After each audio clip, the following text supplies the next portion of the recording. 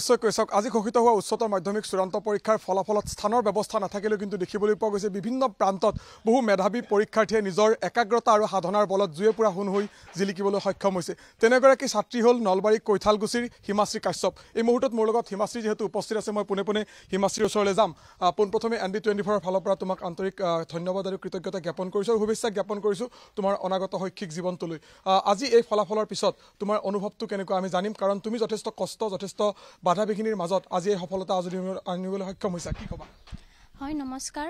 প্ৰথমতে মই আপোনালোকক ধন্যবাদ জনাইছোঁ, আপোনালোকে ইমান দূৰৰ পৰা ইয়ালৈ অহাৰ বাবে, আৰু আজি যি এই ফলাফল লাভ কৰিলোঁ তাৰ বাবে মই নথৈ আনন্দিত হৈছোঁ। অকণমান কিবা কিবি অলপ সেই হ'ল যদিও যিখিনি হৈছে সেইখিনি ভালেই পাইছোঁ, ভাল লাগিছে। সকলোৱে দেউতা মা সকলোৱে শিক্ষাগুৰুসকলে বহুত ছাপোৰ্ট কৰিছে, বহুত সহায় কৰি গৈছে, ভালেই লাগিছে, বহুত ভাল লাগিছে। আৰু মই এইটোৱে ক'ব বিচাৰিম যে কি কষ্টৰ ফল সদায় মিঠা, আৰু মানে কি ফলটো আশা নকৰাকৈ কামটো কৰি যাব লাগে। ফলৰ আশা কেতিয়াও কৰিব নালাগে। মানে মানুহে নিজৰ 110% কৰিব লাগে কামখিনি। যেতিয়া আপুনি নিজৰ 100% দি দিব তেতিয়া ফলটো সদায় ভাল হ'বই। কিন্তু যদি ফলটো আশা কৰি প্ৰথমতে কামটো কৰা যায়, যদি আপুনি সেই ফলত উপনীত হ'ব নোৱাৰে, তেতিয়াহ'লে হয়তো অকণমান হ'লেও দুখ পাব লগা হয়। গতিকে নিজৰ 100% কামটো কৰি যাব লাগে, ফলটো এৰি দিব লাগে। নিজে যেতিয়া 100% দিব, অবভিয়াছলি ফলটো ভাল হ'বই। যিহেতু তোমাৰ দেউতাই যথেষ্ট কষ্ট আৰু সংগ্ৰামৰ মাজেৰে তোমাক পঢ়োৱাৰ দায়িত্ব লৈছিল, গতিকে এতিয়া তোমাৰ পৰৱৰ্তী পৰিকল্পনা কি ধৰণৰ হ'ব বা পৰৱৰ্তী কি ধৰণে আগবাঢ়িবা, অকণমান সেই কথাখিনি যদি আমাক জনোৱা। হয়, মই BA এডমিশ্যন ল'ম বুলি ভাবিছোঁ। বাকী মই এজন ভৱিষ্যতে APSC UPSC পৰীক্ষাত UPSC নহয় APSCতে মই পৰিকল্পনা কৰিছোঁ যে মই ভাল এজন সমাজ সেৱিকা হ'ম। চ' সেয়ে আৰু BA এডমিশ্যন লৈ ভাল এটা বিষয়ত মেজৰ ল'ম বুলি ভাবিছোঁ। পঢ়া শুনাৰ বাদে হিমাশ্ৰী আৰু কি কৰি ভাল পাইছিল? হয়, মই ডান্স কৰি মই খুব ভাল পাওঁ। ডান্স কৰি গান শুনি ভাল পাওঁ, কিন্তু গাই ভাল নাপাওঁ, বাট শুনি ভাল পাওঁ, বহুত ভাল পাওঁ। আৰু ডান্স আৰু এক্টিং কৰি মই বহুত ভাল পাওঁ। যথেষ্ট ব্যস্ত, যথেষ্ট আজিৰ দিনটোত এটা উৎসৱমুখৰ পৰিৱেশ মই দেখিছোঁ। বিভিন্ন আলহী আহিছে, ওচৰ চুবুৰীয়াসকল আহিছে, যিহেতু অভিনয় কৰি ভাল পায়। কাৰণ অধ্যয়নৰ সমানে সমানে আমাৰ যিখিনি আমাৰ যোগ্যতা, সেই যোগ্যতাখিনি আমি প্ৰদৰ্শন কৰিব লাগিব। অকণমান যদি কিবা সংলাপ, কাৰণ অভিনয় কৰি ভাল পোৱা হিমাশ্ৰীৰ, আমি সংলাপ যদি অকণমান নুশুনো, কাৰণ পৰীক্ষাৰ ফলাফলখিনি আমি শুনালোৱে আমাৰ দৰ্শকসকলক।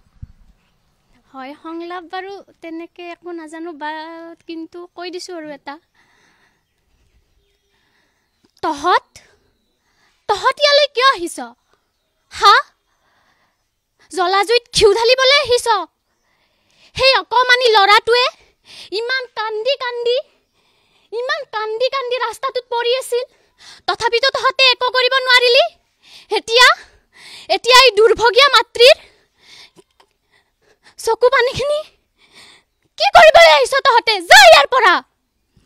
ধন্যবাদ জনাইছোঁ। অকণমান মাতৃৰ ওচৰলৈ আহিছোঁ। আপোনাৰ জীয়ৰীৰ এই সফলতা আজি ওচৰ চুবুৰীয়া হওক বা আত্মীয় কুটুম হওক, সকলোৰে ভৰি পৰিছে। এটা আবতৰীয়া উৎসৱ আপোনালোকৰ ঘৰখনত। সন্তানৰ এই সফলতাত কি ক'ব মাতৃ হিচাপে? নমস্কাৰ, মই তাইৰ ভাল হোৱাৰ কামনা কৰোঁ। তাইৰ মাক যিহেতু, মই তাইৰ সৰুৰ পৰা বহুত কষ্ট কৰিছোঁ, কিন্তু কষ্টৰ ফলত আজি মই ভালে দেখিছোঁ। তাইও ভাল পাইছে বা ময়ো গোটেইখিনি ভাল পাইছে।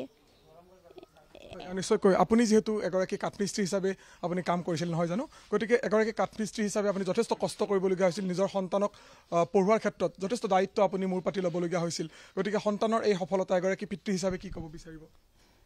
মই তাইৰ ভাল হোৱাৰ কাৰণে কামনা কৰিছোঁ, আৰু তাই যি ভাল দেখে তাৰে কৰাৰ কাৰণে মই কামনা কৰিছোঁ। নিশ্চয়কৈ দেখিবলৈ পোৱা গৈছে এইধৰণে আজিৰ দিনটোত নলবাৰী কৈঠালকুছিৰ হিমাশ্ৰী আচলতে এইধৰণে তেওঁৰ যি সফলতা।